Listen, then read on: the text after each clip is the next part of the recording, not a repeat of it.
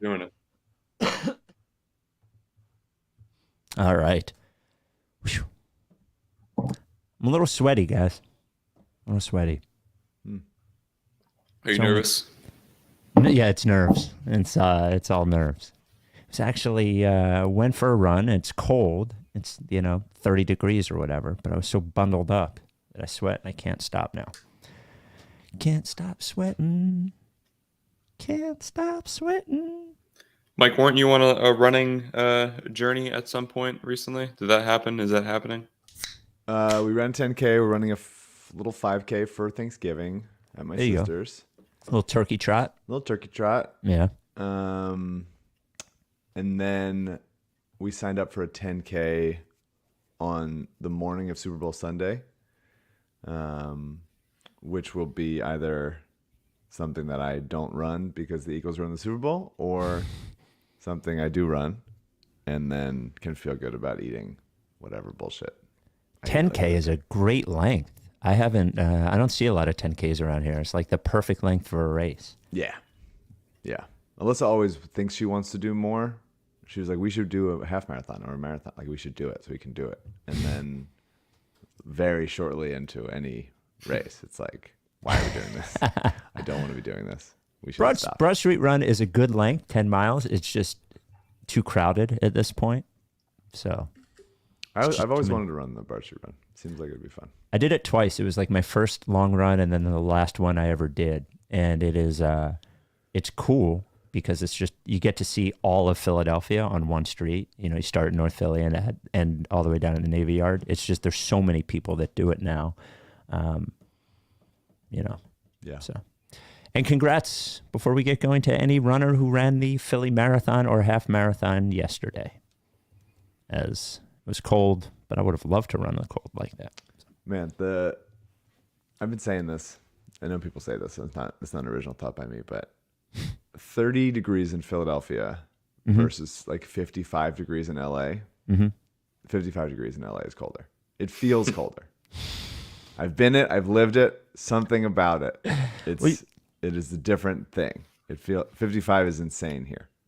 55. My dad's like, I would be in shorts if it was this weather. It's sort of like, no, you wouldn't. It's sort of like if you watch the current Sixers running at normal speed and then see an average speed basketball player, that basketball player looks really, really fast. Yeah. So your perspective, I think, is certainly changed in LA. Totally off. Yeah. So it's chilly here. Well, it's chilly here too, except it's actually chilly here. We don't know. Let's go. The Rights to Ricky Sanchez podcast is presented by DraftKings Sportsbook. Sign up for DraftKings Sportsbook by using promo code RTRS and brought to you by Briggs Auction, the official auction of the process. BriggsAuction.com. BodyBio. Get 20% off Gut Plus, Elite, or any BodyBio product with code RTRS20 at BodyBio.com.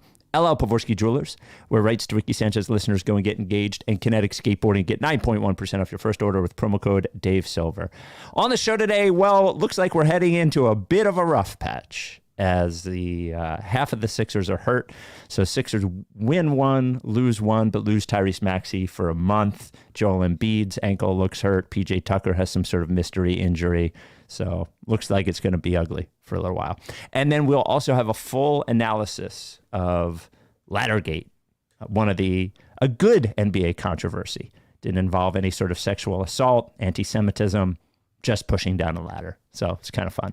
Before we get going, a congrats to our friend Ethan at DraftKings, a very early Ricky believer who got married on Friday. So congratulations, you are now married. Welcome to married life. So congratulations to Ethan. Wanted to thank everyone who came out to the Carl Landry Record Club live on Saturday night at World Cafe. It was a great show. And to have a couple hundred people in the room singing the Golden Girls theme is always a win. And Kinetic Skateboarding. Kinetic is great at any time, but I do truly believe the fall and winter is when Kinetic shines. First of all, if you're a snowboarder at all, they're not just your skateboarder headquarters. They are your snowboarder headquarters as well. So whether you need a tune-up, whether you need a new board, whatever, Kinetic is where you go. And I believe the Kinetic clothing shines best in fall and winter. the hoodies, the pants, the sneakers, all that kind of stuff. So if you need to look fresh for the holidays, Kinetic Skateboarding is where you should go. Use promo code Dave Silver for 9.1% off your first order. Without any further ado, Amos and the chef.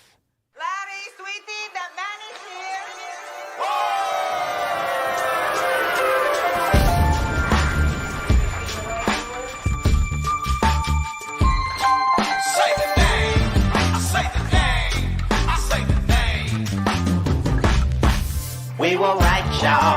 We were right. Even when it went wrong, we were right. We was right, y'all. We were right. So say the name. Say the name. We were right, y'all. We were right. Even when it went wrong, we were right.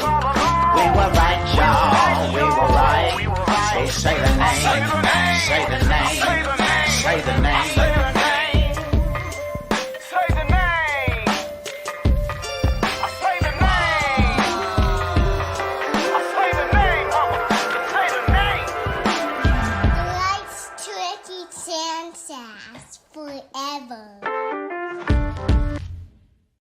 Welcome to the Rights to Ricky Sanchez podcast. I'm Spike Eskin, along with a guy coming to us from the icy cold tundra of Los Angeles, California. That is one Mike Levin. Frigid.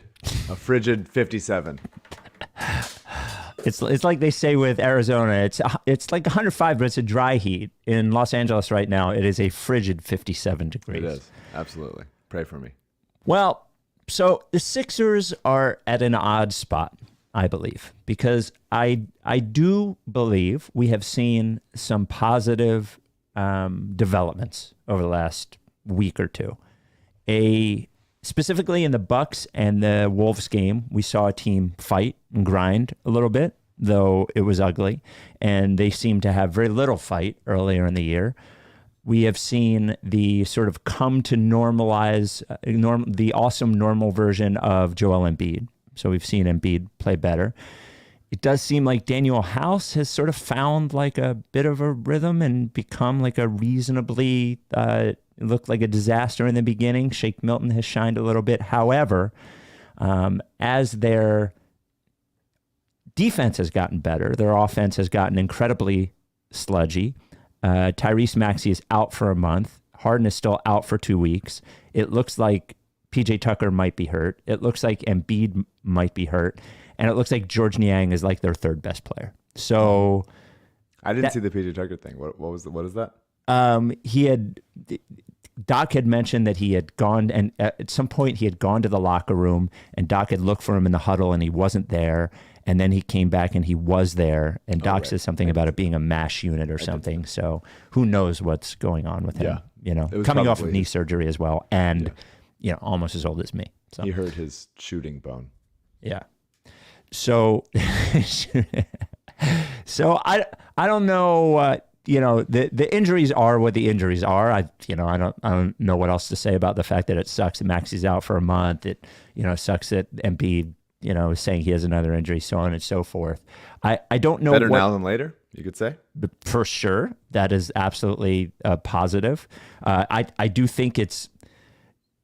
Given how much they need perimeter creation, getting Shake Milton actual playing time as we may need him at some point seems good, but they're going to need a 10-day guard. They're going to need they got to, it's not like they're going into this at 15-5 where they've created a lot of sort of room for themselves to fuck up. If they lose 4 in a row or something at this point, it's not, not great. They need to stay afloat during this time too.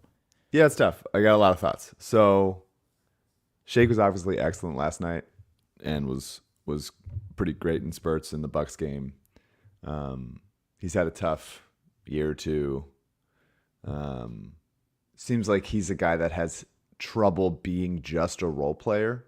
Yeah. Being just like a 12 to 16 minutes a game guy, stand in the corner, catch and shoot really quickly. It doesn't seem like his game. He's a volume usage guy. I think he just needs to have the ball in his hands. He needs to get into a rhythm. He needs to feel comfortable. He needs to be allowed to make a couple mistakes because he's not a perfect player. But you give him an opportunity, give him a heavy load, and he can handle some stuff. So it was great to see him do that. and still shoots what looks like a medicine ball, but feeling a little more comfortable with the shot. So that's huge. And yeah, I mean, they had 22 turnovers last night. I think like 18 of them were weird traveling violations. And there's some junky Embiid stuff in there too. Always, man. Yeah. Like the fact that like, okay, so the offense needs to continue to run through Embiid. Shake is serviceable and is going to have games where he's good. He's going to have games where he fucks up and the shot's not there. But like he had a couple really nice finishes on whether jumpers or at the rim, like really nice stuff. It seems like him and D'Anthony have a great little rapport. Melton is also obviously like excellent. I love him. Like exactly the kind of player I've been wanting forever. Exactly the player I foresaw when I loved him in college. Like the best. He's been great. Success. Yep. But like is limited as a ball handler. Like doesn't have much like shimmy to his game. Doesn't have much like get by you stuff. But like the jumper is real. He has improved that over his career. The defense is extremely legitimate. And he's very capable. But they're also not like making a ton of shit happen. So the offense is going to have to run through Embiid. And it has coincided with Embiid having one of the best passing stretches of his career. We've said that a couple times. He's had stretches kind of like this, but it feels like right now he is manipulating the defense. He's anticipating. He's forcing the double team so that he can get guys open. He's really like orchestrating the whole court. It's awesome. It's great to see. And yet he still makes those dumb ass plays. It kills me. Just like where it looks like he's chest passing a football, like and the ball goes like 8 feet in the other direction. He's the best player of all time. I love him. I'll die for him. But like the how bad some of the plays are occasionally is it jolts you back to earth. It feels like we're watching a process Sixers game for a second. Like how did this happen? But and it also brings to question, and we'll get to this later about what he said after the Bucks game, but it brings into question like when it's not a necessity, running the offense so constantly through Embiid, like especially in meaningful time, is trouble. Like you want to do it sometimes, but it does show that like that's one thing he hasn't gotten any better at. Like really, I mean, like those things. Staying locked in. Yes, to not make simple, stupid mistakes. Like he's just gonna do it. I don't know where that comes from. It's a focus thing. It's a careless thing. It's a my hands are too big for the ball thing. I don't know. But unless he's like really locked in, he is guaranteed to make 2 truly stunning comatose plays a game. Off a pass, just off a pass, simply off a pass. It's very bizarre. But other than that, some like excellent passes underneath, kickouts, like passes on the move, really like knowing the defense is looking at you. That's the biggest, more than like a point guard that knows how to dribble, like having a guy on the team that consistently draws double teams is the biggest advantage in basketball. It is the absolute number one biggest advantage in basketball. And we have it, and Embiid has it. And him starting to get more comfortable with his teammates and more comfortable with himself, passing them to them, like trusting them, all that stuff is really, really huge. And especially at a time when they're obviously missing their 2 best ball handlers, like it's going to have to keep running through Embiid. And luckily it's, he's in a good passing rhythm right now. And also he seems, aside from, the 9,000th injury scare of his career, seems pretty healthy, seems pretty like has his bounce back on the defensive end, like looks like he's worked his way up to like regular season stamina, that kind of thing. So, it would have been nice to just like not play him tonight or last night and been like, they're going to lose this game. It's a back-to-back against a healthy Minnesota team after they just pushed Milwaukee to the brink. Just like, it seems like some teams just forego a loss and they just go like, let's just let the young guys play. We're not going to win this one anyway. Let's get healthy for a sec. And it seems like the Sixers never do that. They're always like pushing Embiid or any other player like to the brink just for the opportunity to lose by a couple. Which there's a lot of good stuff last night, but it would have been nice to just be like, knowing that they were probably going to lose anyway. It would have been nice to just like not have to go through with that a little bit. I would mostly agree. It does seem like these games where it seems like they're going to lose anyway, they have a reasonable percentage of winning them historically. Totally true. So I mostly agree. And Minnesota's been iffy this year too. But and that said, like I hope you said you get used to Embiid's sort of like, throwing it away 4 times a game. At some point, I'm going to have to get used to reading the post-game thing and him saying, I hope X injury is okay, and not like think about it, because I don't know what to think about the ankle. He was he was limping around all over the place, and mentioned it afterwards and said, hope he's also okay. didn't sit down. Yes, right. He stayed in the game. So it is very Sam Cassell of like, he's always grabbing at something. Yeah. Like there's nothing I can do. I'm just not going to worry until like he's in a walking boot or he's, dead.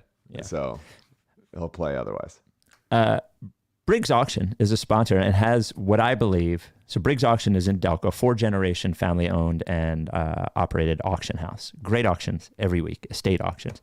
I believe they have right now their best one since they hopped on. BriggsAuction.com, 2 G's there in Briggs.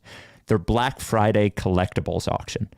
So Mike, I'm looking right now at the second lot. It's lot number 96. 10 signed Philadelphia Phillies baseball caps from the following: 2 from D.D. Gregorius, 1 from Roman Quinn, 1 from Scott Kingery, 1 from Josh Harrison, Andrew Bellotti, Adam Morgan, David Robertson.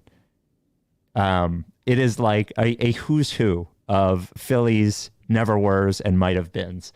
But there is like and some World Series appearances. Yeah.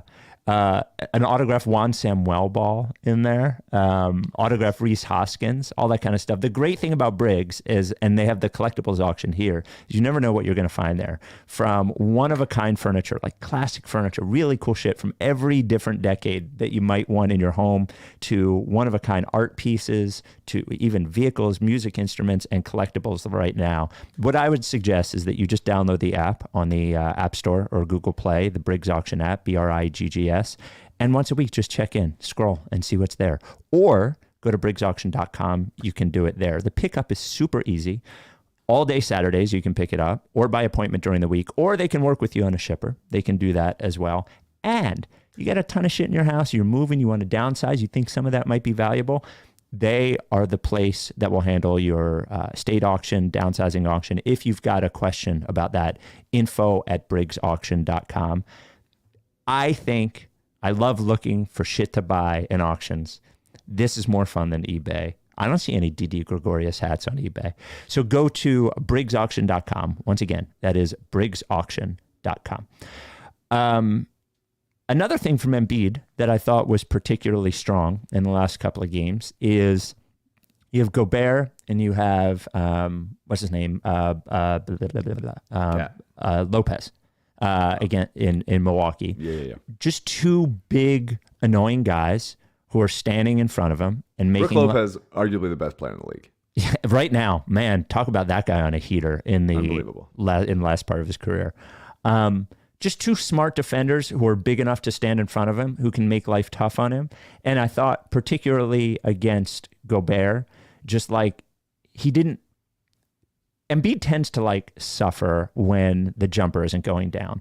But like, I thought his sort of like banging away at it and getting to the line stuff, which is what you want to do, we want him to do because he has that ability, and just sort of work himself into a groove where the shot is going down, which happened against Milwaukee and then happened against Minnesota to a certain extent. I just thought there were times when I'm used to watching him fade a little bit, and he didn't fade. He just sort of powered his way through it, which I thought was good as well. Yeah, I mean, he's just been in a great mode right now. You look at his last like 6-7 games, and the numbers are just crazy. Like you're putting him up next to like who has done this kind of thing before, and it's like nobody.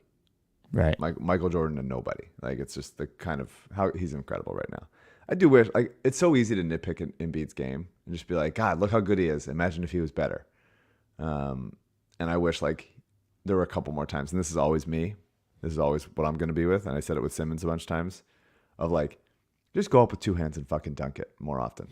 He does not do that. He doesn't do it. And so like give me a couple like Shaq type plays where you just go up 2 hands. It doesn't matter what fucking 6'7", 190 wing slaps you on the wrist. Like they're not going to pop the ball out of your hand. Like you're going to dunk it and you're going to get the foul also. I wish there was more of that. because he gets fouled a billion times and he gets lined a billion times, but it seems like he's leaving some points on the table because he's going up a little bit softer than he could otherwise.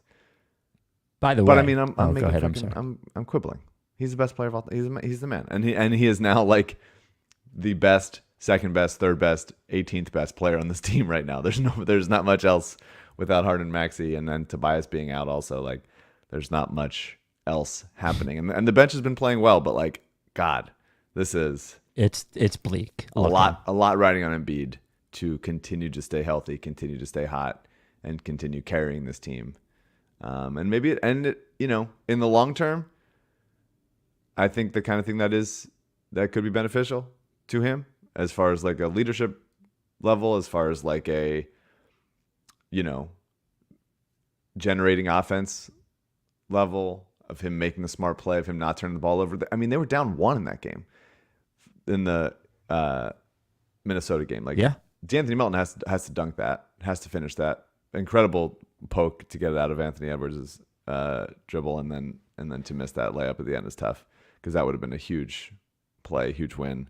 You think about like the Sam Cassell, the phantom technical foul on Sam Cassell, like that they just decided to call, all the bullshit. Like it was one of those like, man, now because they came back so improbably to almost win that game, you start to think about every play that almost got there and all the like little mistakes and 22 turnovers and all that stuff, and you're like, then they should have won it. Like I would have rather they lost by like 19, and then rather than starting to think about all the things that could have been. But it was a lot of good to see, a lot of fight, a lot of physicality. Their defense in the fourth quarter, both of those games, was excellent. Milwaukee looked really rattled. Minnesota only scored, I think, 15 points after their defense was kind of shoddy for 3 quarters before that. Yeah, I mean, it does.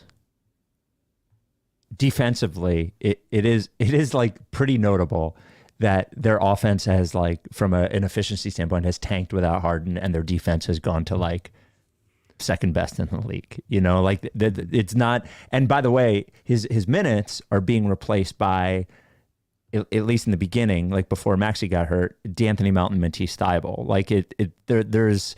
I'm sure there's some other stuff going on there, but there is some sort of like, there is a connection there between those two things. The question is, that has to be the case.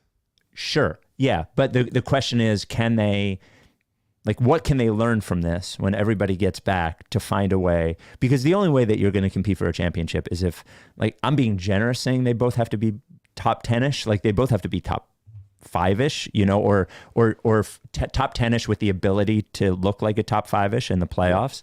And the question is, how do they figure that out? Like, what is the mix of from personnel on the court that allows them to do that? Yeah.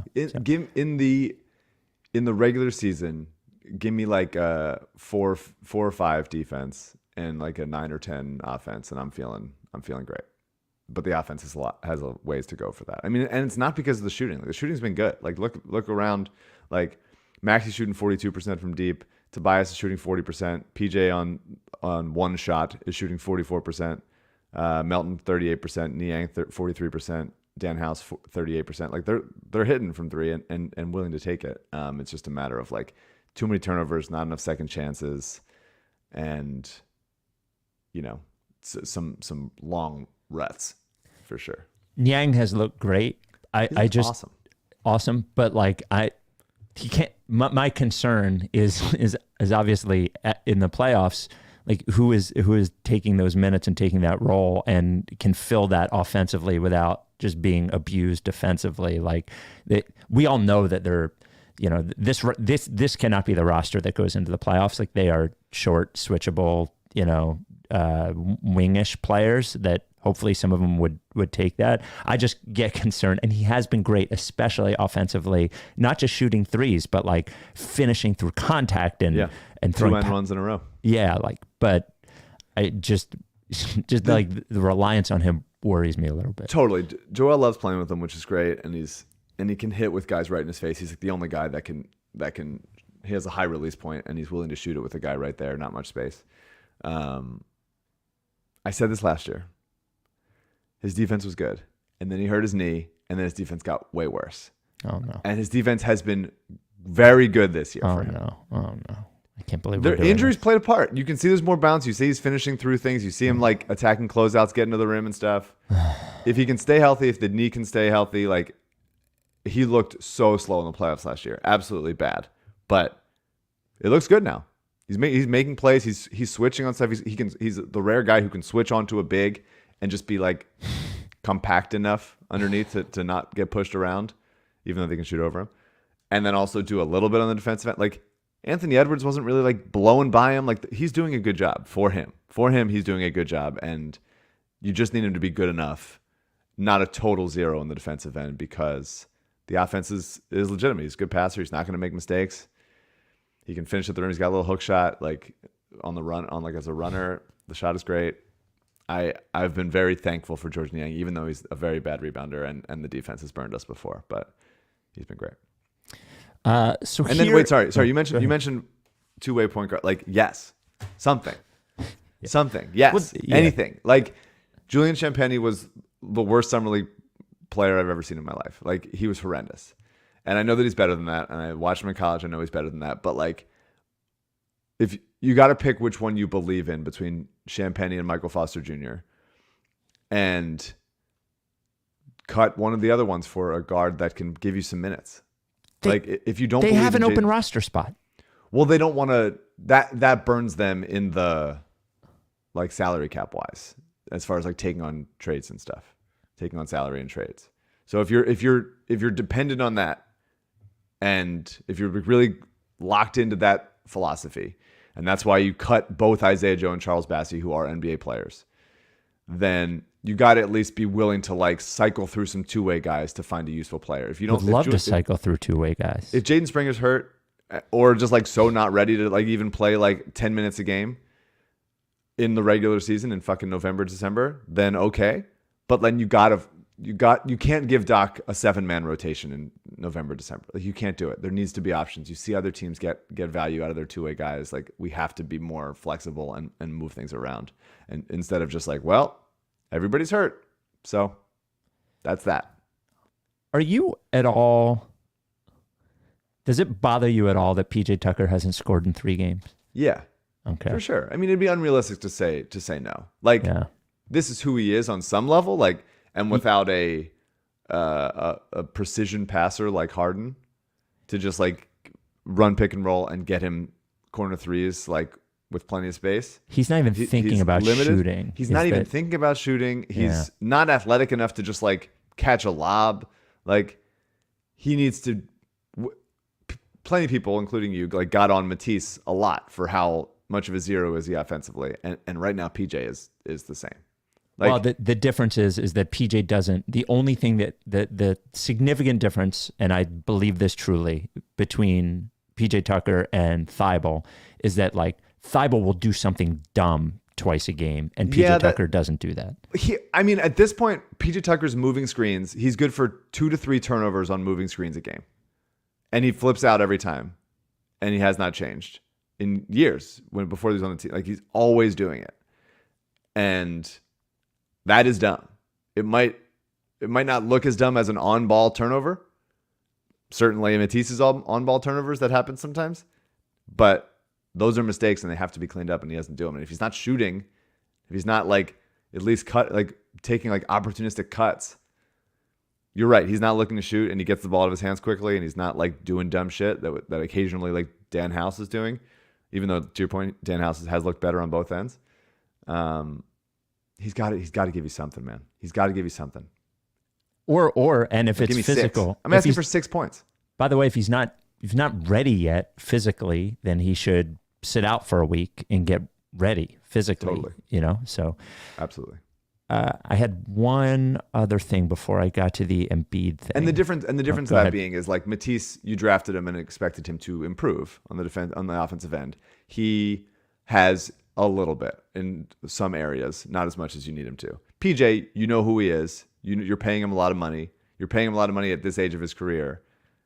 He has to be able a little bit to like just get a couple threes off to like make some opportunistic cuts. Like it has to happen. And he's taken like 2 shots in 3 games. Well, the thing that is strange to me is he is in the corner, and like there are spots where it looks like he would, if you just get the ball and look, he would have the shot there. Like that's the thing that is troublesome to me. Maybe he caught whatever Markelle Fultz had. No, I mean, and if the offense looked good, then it's like, yeah, PJ, he did plenty of this in Miami, did plenty of this in Milwaukee, 2 shots a game with like a +8, like plus minus, like that's fine. But they are in a place right now where they are lacking several of their best players, and it's Embiid, and the next highest paid player is very clearly PJ Tucker. And like he has to be able to do a little bit. You got to give me a little bit, bud. I appreciate what he brings to the table. I like the toughness. I like the leadership. I like the not taking shitty shots or dribbling into off his foot, whatever. But like I could use a little bit. You're an NBA player. I could use a little bit. Give me 6 to 8 points. That's all. Like I'm not asking for 40. Give me 6 to 8. That would be nice. Give me 2. Let's start with 2 points. Yeah, let's start with 2. You always 2 have points. to start with 2 or 3. Sometimes points. 1. I have I believe a big picture Embiid. We have a big picture Embiid thing to get to, and then of course the ladder controversy, which is, man, it made me wish we were doing a podcast on Saturday. The ladder thing. We got an email from Ryan that is a regular listener and started using Elite from BodyBio. Elite is this very easy thing you can use to stay perfectly hydrated. And he started using it for pickup games. He was playing pickup games and he was getting cramps and stuff. But then he ran the marathon yesterday in Philadelphia, had his best race. His muscles stayed hydrated and good. And he had not only did he have a great race yesterday, he went to the Sixers Timberwolves game afterwards. So he was hydrated enough to go watch a basketball game. We love BodyBio. BodyBio is a local supplement company, basically, South Jersey, that is constantly evolving and constantly making their products better and constantly coming up with new things to make you feel good. Elite is one of them we've talked about. Gut Plus is their newest one, which is Mike has seen some positive results from, correct? Mm-hmm. I use both Gut Plus and Elite. I'm not a supplements guy. I would have been skeptical as well. But I started with Gut Plus. I started with Elite. Yep. And it worked. And then I trusted him. And went to Gut Plus. And then it's also working, and I'm feeling great. Yeah. Elite really does, from a hydration standpoint, work without having to drink, big bottles and like of, quickly. It doesn't take like a lot of months of trying or something. So Gut Plus, basically, people take probiotics. They started doing that years ago, and probiotic, your body actually is supposed to make probiotics.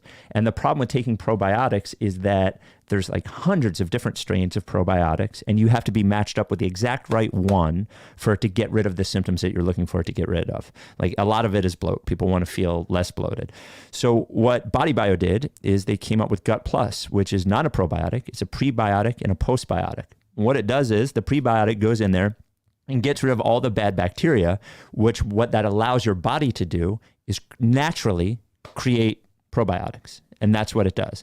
And then the postbiotic comes in there and Gut Plus and gets rid of all those symptoms that you're looking for it to get rid of. If you were to take one gut supplement, it is Gut Plus. That's what you should take. I'm telling you, you'll feel better. Take it for a week. Take it for 2 weeks. You will feel better. Use code RTRS20 at bodybio.com. You get 20% off. Gut Plus, Elite, whatever you want to try. I take Balance Oil. Again, go to bodybio.com. Use code RTRS20 and get 20% off Gut Plus, Elite, or anything else. We love you. BodyBio. So here is an Embiid quote from after the Bucks game. Let me find it. Where is it? Hang on. The one about slapping the shit out of Shake Milton? No. I like that one too. Different one. That one is good. It should be like that every night. That's how we should be playing. And this is Embiid talking about his distributing the ball. This comes from a Kyle Neubeck article. Embiid said regarding his 8 assists on Friday night, I should be more aggressive. I want the ball, not to score, to make sure I get everybody involved. Myself, my teammates, because I believe that when I have the ball, there's so much attention being created that I can make my teammates' lives easier. It's been like that the past few games. It doesn't matter when our injured players come back. It's got to keep going. This also, I believe it was JJ Redick who suggested on his podcast, I saw a poll quote that Embiid is much better defensively when he is more regularly engaged offensively.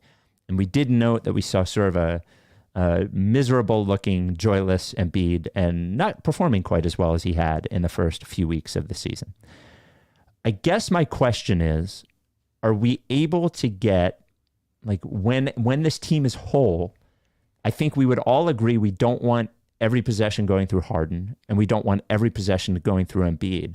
But are these two guys people who can sort of meet in the middle and find the right balance to where Embiid is still doing all of the things he needs to do defensively without getting the ball every time down the court? And can Harden live in a world where, like, he finds some sort of value in when the possession does not specifically involve him? Because what we're not going to see is like 75 pick and rolls a game from these two guys. It's not who Embiid is. It's like, it won't work physically, all those sorts of things. I'm glad that we're seeing this best version of Embiid, but like, it just can't be. I think this way when I think about Luka even, or Harden previous to this. Like, everything can't go through you all the time. It's just like not a winning formula. And I just wonder if there's a version of Embiid that is great that isn't so ball dominant offensively. And I thought this quote, by the way, was like not accidental, honestly. Yeah, I mean, I think he's an interesting guy because he's always getting on his teammates for not shooting. He always wants them to shoot. Always, always, always. It's not like he wants, get me the ball so I can get you back the ball so you can shoot, I think is the idea. Right. But he's not always great at that, is like, I think the issue sometimes. For sure. Yeah, I think the Embiid Harden pick and roll is successful as far as how often they will run it in the regular season or how often they'll run it in the playoffs. Whether there's a difference between those things remains to be seen. Whether he likes doing it that much, I don't know. It is effective. And if it helps them win games, I think he will do it. I mean, there's no version of Embiid like not touching the ball that much offensively. Like, he's not going to be, I mean, if he's not a screen and roll big, and he's not, I think like, I wouldn't mind getting the ball out of his hands quicker, and which means starting the offense quicker so you can get it back to him and stuff. But I wouldn't want him to just be like, less involved. I think he's too good for that. Yeah, I guess my like, what I'm begging for both of them is like you got, like, grow up a little bit. Like, put the ego away a little bit. Like, I know Harden has played a specific way his whole career, but it's not going to work. You're not good enough anymore. It's not going to work. And to Embiid's point, like, I'm glad you want the ball, and I know that you're more engaged when you get the ball more. However, we have seen in previous years that, like, this just ain't going to work in the playoffs, throwing you the ball in the post every play. It might work against fucking Utah in November, or it might work against Minnesota in November.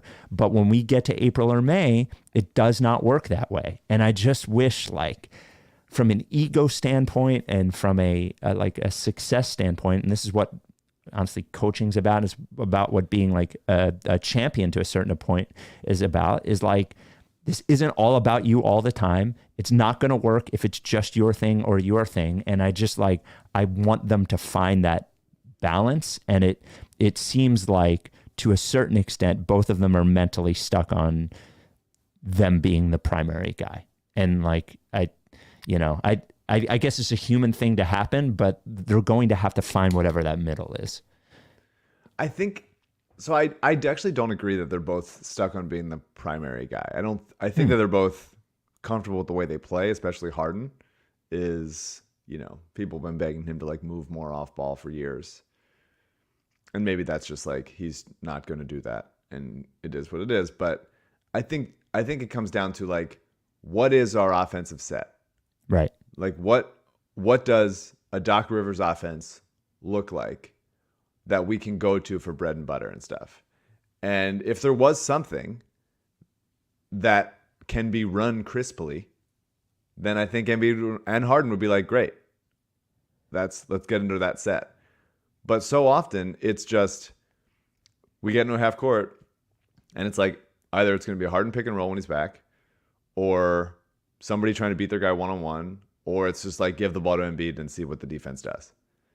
And there's not a good looking set that the Sixers can run that feels like they know what they're doing. It just seems like I went to, when I was in Memphis, I went to Grizzlies Celtics, and it's a different sport. It was a fully different sport. Yeah. It was. Yeah. Everybody's moving so much. Everyone's moving so much, screening off ball. Like, I would love, if Harden's not going to move off ball to, like, I don't know, cut to the corner, then cut to the rim kind of thing, whatever. But, like, what about him as a screener? What about him screening for somebody else, either on ball or off ball? Just to, like, give a different look at it. It's just so much standing around and waiting to see. Like, it simplifies the game in a way to be like, okay, we give the ball to Joel, or we run this pick and roll, and if the defense doubles, then we kick it out. And that's just, like, normal stuff. But you watch like Memphis get, like, so many good looks out of just, like, movement. And, like, fucking Santi Aldama is just making things happen. Like, is throwing a lob. Is Steven Adams throwing a lob to Santi Aldama when I was there off of a back screen? And it was like, that's unbelievable. The Sixers would never do that. We would never see that play run. And it's not like these are like expressly talented passers and ball handlers doing that. It's like it's just some guys that are willing to buy in. And I think a lot of that is Harden's stubbornness, I think, is definitely there of being unwilling to move without the ball, which he has been for years. And Doc just like not really caring to put in an offense at any point.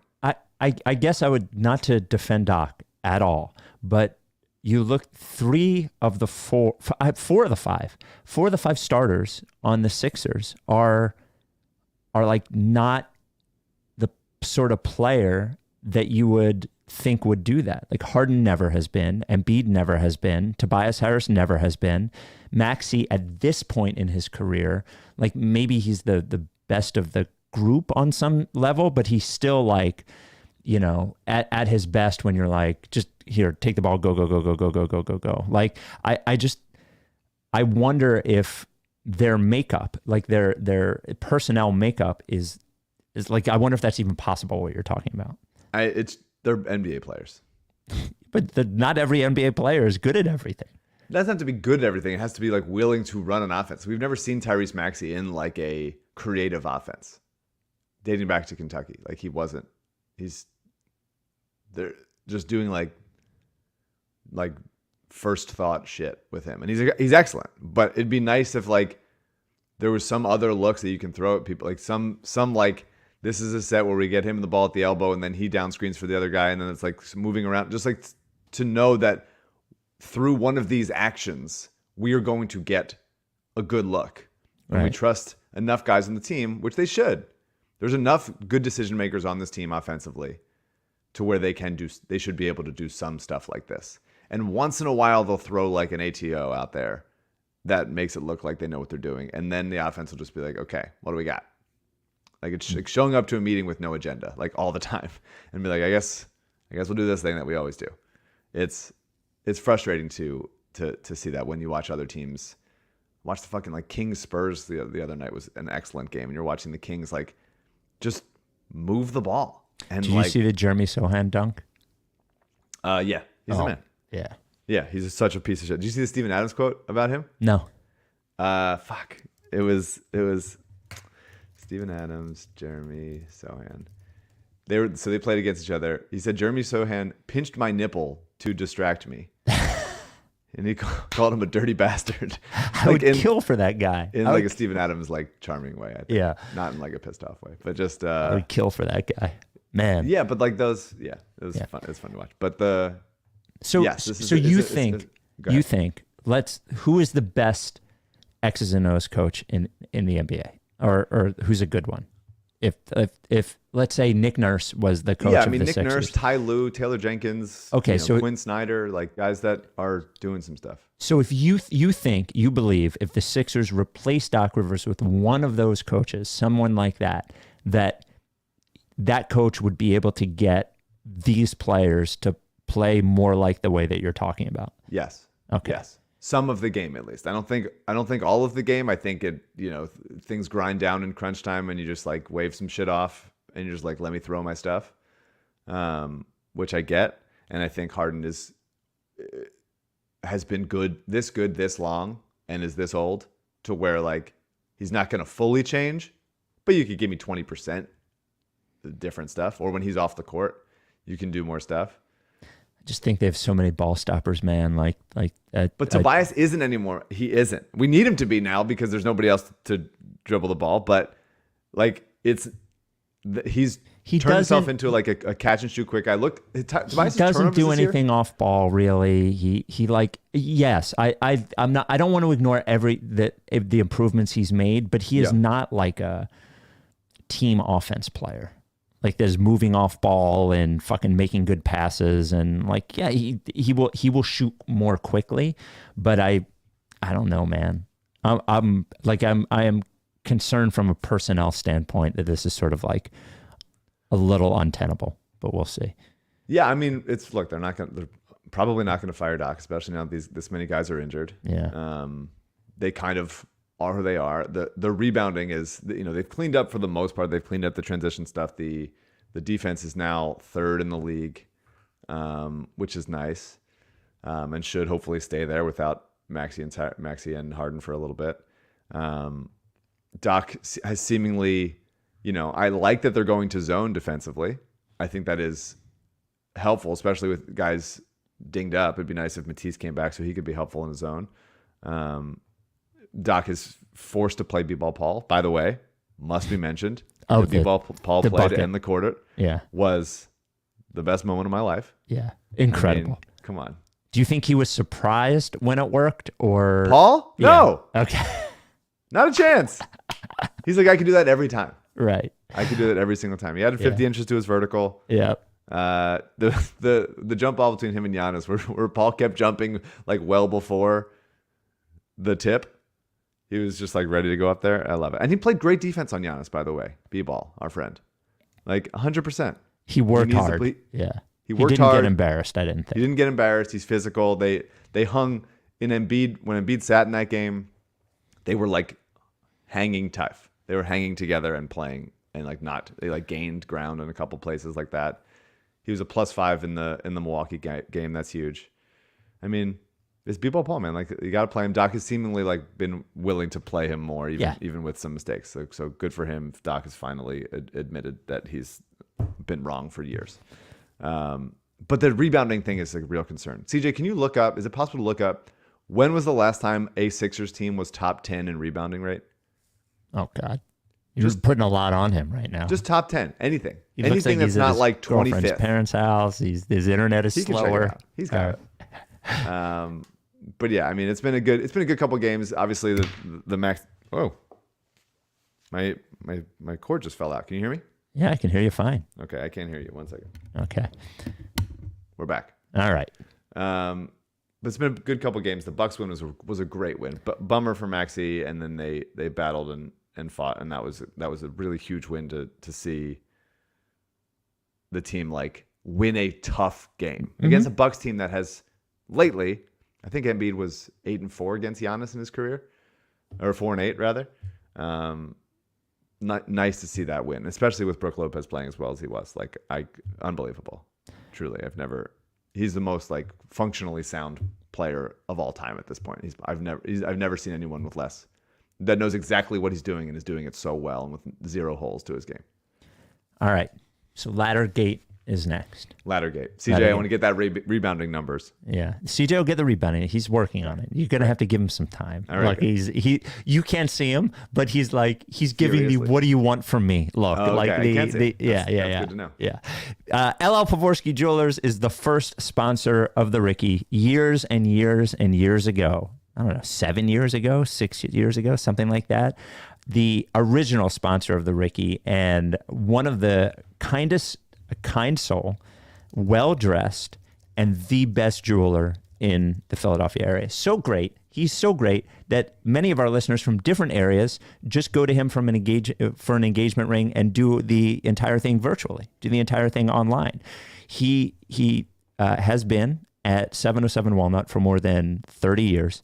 And I cannot tell you how many Rights to Ricky Sanchez listeners have come to us telling us how happy they are with their purchase from LA, from LL, from the beginning of the experience to the end of it. We are talking about over 300 Rights to Ricky Sanchez listeners. Over 300 Rights to Ricky Sanchez listeners have purchased engagement rings from LL Pavorsky. And then once you do that, you got your jeweler. You need an anniversary gift, you need a birthday gift, you need a Valentine's Day gift, whatever it is. You need something for your mom, whatever. Go to LL Pavorsky Jewelers.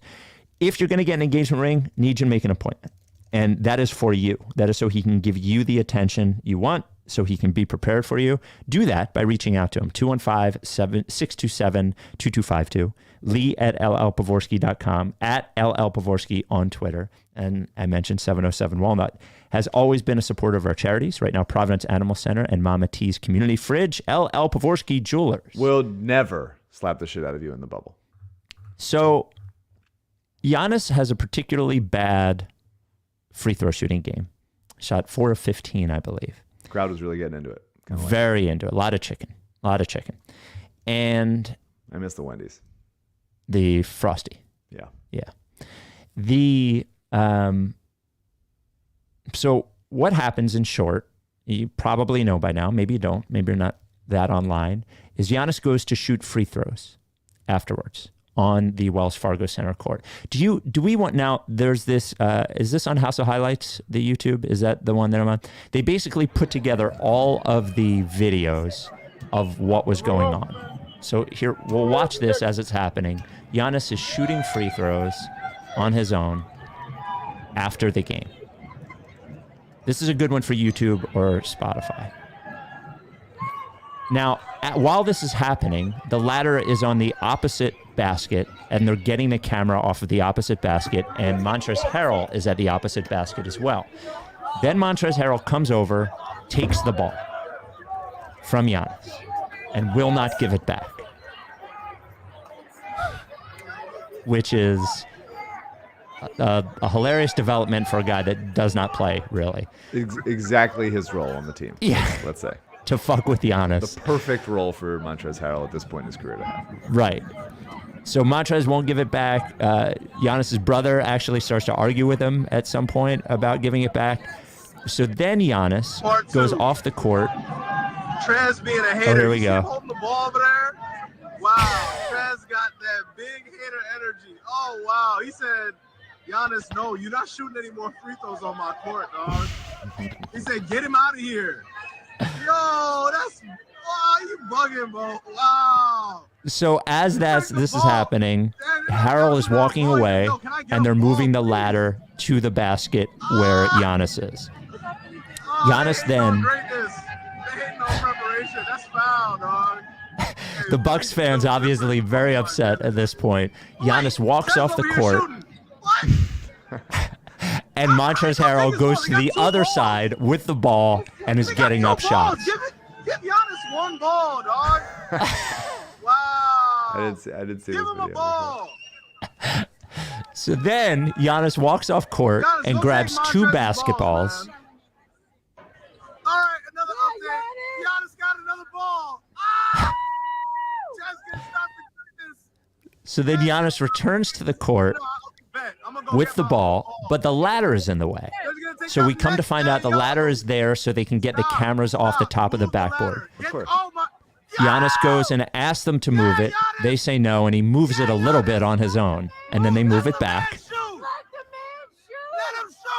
And then Giannis throws the ladder over. Get the ladder out of my way. Oh my God. And then he goes to shooting again. Also involved in this, as noted in the story in The Athletic afterwards, is Sixers assistant coach Jason Love. So now Is he the one in the red? Yes. And then this last part is Harrell threatening to beat up Thanasis Antetokounmpo, saying, like, I'm that guy or something. You don't want to mess with me. So the quotes afterwards here was Giannis's quote, and then we'll get into what we think. I never try to disrespect anyone in any way, shape, or form. I feel like today was just an unfortunate event that took place. I think people did not respect the fact that sometimes extra players want to get some extra work in. I think it's unprofessional to kick somebody off the court or take the ball or whatever the case might be, or to put the ladder in front of somebody while he's trying to do his job. We get paid to do this. They didn't just pick us. We get paid. They didn't pick us. Montrezl Harrell's tweet afterwards, make sure you get the complete story. I asked the man, can he get off the court so I can work out? They had to change the court over. He ignored me. So, hey, that's what you get. Respect is respect. Good night. And the only other addendum to this is that it seemed like the Bucks were extra, and this again comes from the Athletic story. The Bucks were extra pissed off because somebody kept turning the lights off in their locker room. They later found out that it was Giannis's 2-year-old son that was turning the lights off. So, a Sixers mole. Yes. Daryl, second-round pick next year, Giannis's son. So, Mike, who is in the right? Who is in the wrong? How do we feel about Montrezl Harrell after this? First of all, Giannis's brother is really turning into a Udonis Antetokounmpo situation. Yes, for sure. Yes. Just there to cause trouble, really. Yeah, and set records for pointlessness. Right. But I get helping your brother out. Jokic's brothers seem to not need an NBA contract to do it, but yeah, right. But that's fine. Yep. I hadn't seen the full Trez video. Very funny. What it seemed like to me was, hey man, you had a shitty game. But you're not on your court, you know? Like, you can't just sort of, like, dictate terms as the best player on, like, the other team. And if Trez wanted to shoot after the game on his home court when the Sixers have a home game the next night and Giannis is obviously leaving town, like, Trez should get priority. And for Giannis to be like, all right, well, I'm definitely getting shots up no matter what, while like the crew guys are just trying to like take the shit down. It's just like, you don't, like, I get it. Like, you frustrated, you work hard, you want to like get some shots up so you can feel better about yourself going into the next night. That's your routine, fine. But like, it's not your court. You don't get to decide. I agree wholeheartedly. I think obviously what Montrezl Harrell was doing was being a dick to Giannis. Great. For sure.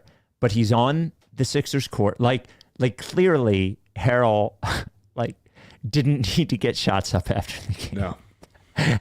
And clearly there was enough room for one of them to be getting shots up. So Montrezl Harrell obviously caused this problem. But to your point, it was the Sixers home court, not the Bucks home court. So while I do slightly reject the overwrought whining and complaining about just letting the workers go home, like they're around players a lot. Like they're not the easiest to deal with. They're used to it. Like Giannis shouldn't have thrown over the ladder. Blah blah blah blah blah. But unfortunately, at the end of this, Giannis is wrong because he's not in Milwaukee. He's in Philadelphia, and totally. Unfortunately, even though he doesn't need to get shots up, if there's one of the two players who has right to get shots up after the game, it's Montrezl Harrell. Yeah. And I have wanted a Sixers Bucks playoff series for a long time because I'm, obviously Brook Lopez is arguably the best player in the league and I can't get over it. But I've been wanting an Embiid Giannis series long, cover each other type matchup. Bobby Portis is going to shoot 78% from three on that series. Mm-hmm. But because Giannis can't do it. Giannis can't do it, and Embiid can block the shit out of him, which he did at the rim a couple times, which was awesome. And like Giannis is obviously an incredible player, but like there's a rivalry here that has not been quite allowed to blossom because of the lack of a playoff series. Right. And I want to see it, and I should see it.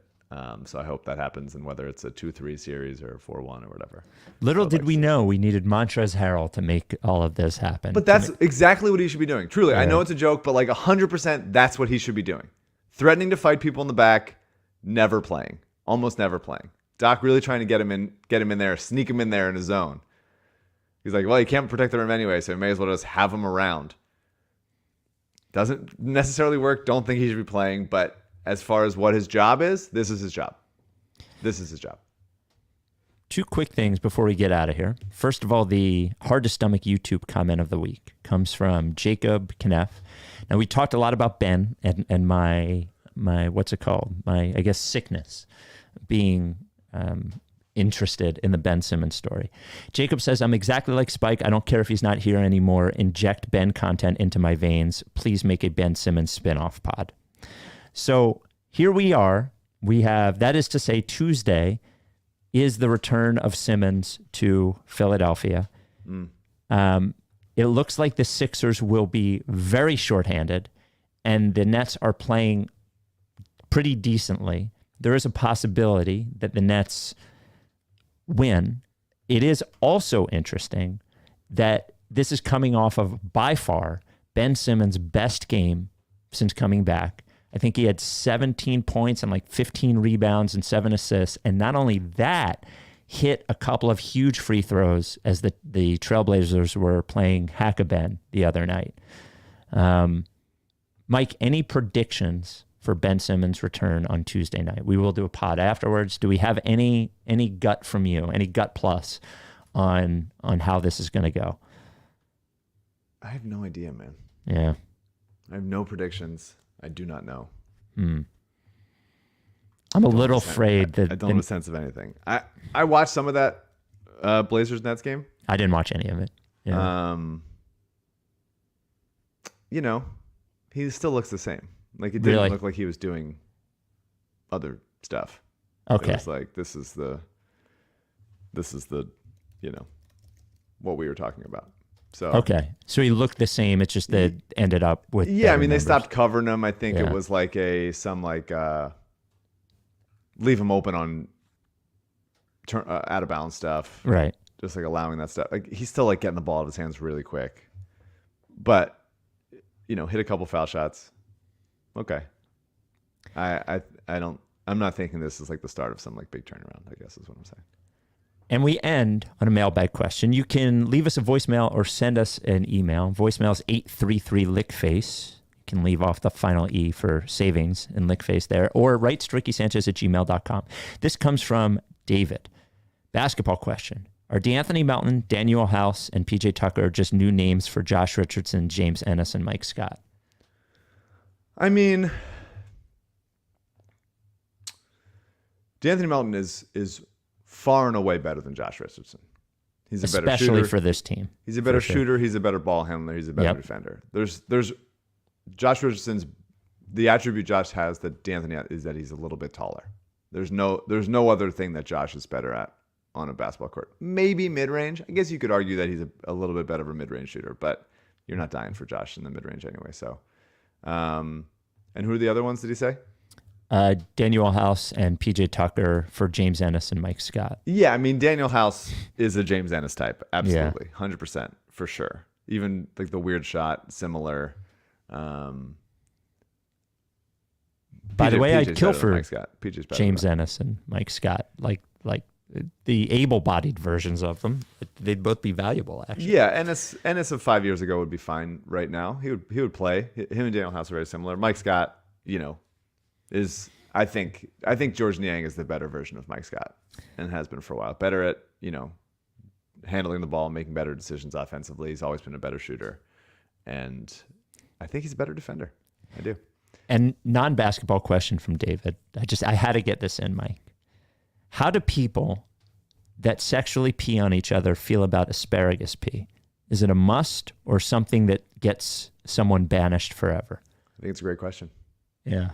Great question that I am not equipped to answer, but my guess is Yeah. if you like pee, you like pee. Mm-hmm. So, by the way, did the look on rebounding. Yep. And maybe I just have the worst memory because last year they were also bad, but then in 2020 and 2021, or 2020 and 2019, they were like 10th in offensive rate, 11th in defensive rate, and in 2019, 6 and 2. Oh, well, there you go. Which well, is that insane. was I think a lot of it is the fact that Embiid is a fine rebounder for like an average rebounder for a guy his size. Yeah, pretty good, I was going to say. And having Simmons there was like locked it up as these two together are going to rebound well. And without him, Embiid's weaknesses as far as like what his rebounding radius is are more pronounced. And there's not enough guys that are just like able to jump over anybody. But I feel really strong about my D'Anthony Melton most confident rebounder on the team. As far as I'm the most confident in him pulling a rebound down. I feel very confident in that. What do you think their positions are on the asparagus pea thing? D'Anthony Melton? Yes. I don't think Melton likes to pee or get peed on. Yeah. I think he's just a normal guy. He had a nice catch off of a bad Joel pass and hit a three and then smiled after and said, "Nice pass to Joel." The camera caught that. I thought that was funny. I like it. It would be nice if this team was this is the kind of like, not pea asparagus anymore, but it'd be nice if this was the kind of thing like Maxey and Harden going down allows other people to like step forward, get a little more confident, and that confidence is maintained once those guys are back. Like if this ends up being like a for the best type of thing, concern is, it doesn't go that way, and they lose like, the concern is 7 that it of goes 10 or badly. something. Yeah. And then Embiid presses and is upset and all that stuff. And, we got to be willing. If we get a couple wins in a row, like we got to be willing to sit Embiid on a back-to-back here and there. Like it's got to be able to make that call and try to win without him. Also, I didn't bring up the Shams report on Tobias Harris because, of course, the nothing. Sixers would trade Tobias Harris if there was the right trade out there. It's just Yeah. like there isn't. So Mike O'Connor wrote up a couple of potential Tobias trades, and I'm just like, there's no way that those teams are doing that for Tobias. So I don't think Tobias. If they could find a way to turn him into a couple of players that made more sense, I think they would do it in a second. I think he's just fine. He's here. He's making too much money. He's not the problem, and he's not the solution. He's just I fine. think he's more negative than you do. I do. I think his presence is more negative than you do. But he's not a bad person or anything. He's whatever. getting shots off. He's shooting them at a high clip. His steal rate is the highest it's been in his career. He's playing pretty solid defense. We'll see how he looks without Maxey and Harden. If he can, if he devolves back into that other guy, certainly possible. But he's a good player and he's useful in this team, and they are worse when he's not around. We will talk to you after the net game. The Ben Simmons return. It feels like there's been 16 different Ben Simmons returns, and I am going to be just completely taken by all of them. So I think that's all I got. You have anything? I'm feeling for some reason optimistic. I don't know why. I don't know why. That is stunning, but whatever. It'll be it's going to be an ugly few weeks. So get better, Harden. Get better, Maxey. I was born in ugliness. I know ugliness. I know ugly Sixers basketball. I know it and I love it. We'll talk to you next time. Are you done with TTP? Yeah, lick face.